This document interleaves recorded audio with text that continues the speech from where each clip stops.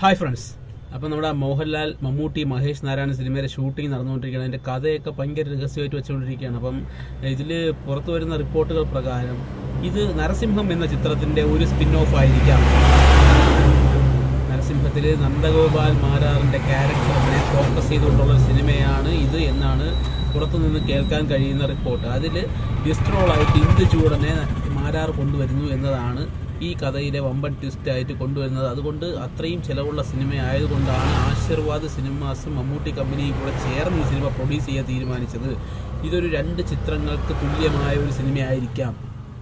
ഇന്ദുചൂടൻ്റെ ഒരു വശവും നന്ദഗോപാൽ മാരാറിൻ്റെ പൂർണ്ണമായ വശങ്ങളും കാണിക്കുന്ന ഒരു ചിത്രമായി മാറാൻ സാധ്യതയുള്ള ഒരു ചിത്രമാണ് ഈ മഹേഷ് നാരായണൻ ചിത്രം എന്നാണ് പുറത്തുനിന്നും കേൾക്കാൻ കഴിയുന്ന റിപ്പോർട്ട്.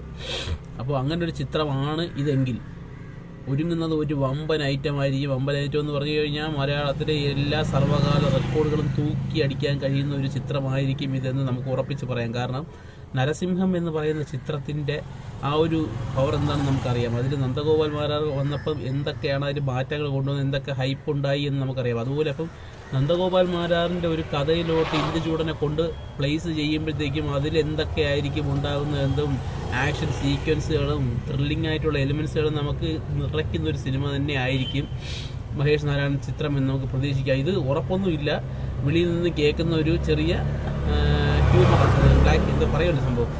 അങ്ങനെ അതിൻ്റെ ഇടയിൽ നടക്കുന്ന കാര്യങ്ങൾ വെളിയിൽ വന്നതാണ്. അപ്പോൾ വെളിയിൽ വന്ന കാര്യങ്ങൾ ഇങ്ങനെയാണ്. ഇന്ദുചൂടൻ നമ്മുടെ മാരാർ, നന്ദഗോപാൽ മാരാറിൻ്റെ ഒരു കേസിനകത്ത് ഇന്ദുചൂടൻ്റെ സഹായം ചോദിച്ച് ഇന്ദുചൂടൻ മാരാറിനെ സഹായിക്കുവാൻ വേണ്ടി വരുന്ന ഒരു സന്ദർഭമാണ് ഈ കഥയിൽ ഉണ്ടാകുന്നത് എന്നാണ് പുറത്തുനിന്ന് കേൾക്കാൻ കഴിയുന്ന റിപ്പോർട്ട്. അപ്പോൾ എന്തായിരിക്കും എന്നുള്ളത് ഒന്നും വെളിയിൽ വിട്ടിട്ടില്ല, കഥയൊന്നും വെളിയിൽ വിട്ടില്ല. അപ്പോൾ ഇതൊക്കെ ഓരോ ഊഹാപോഹങ്ങളാണ്. ഇതൊക്കെ ശരിയായിരിക്കാം, ചിലപ്പം തെറ്റായിരിക്കാം.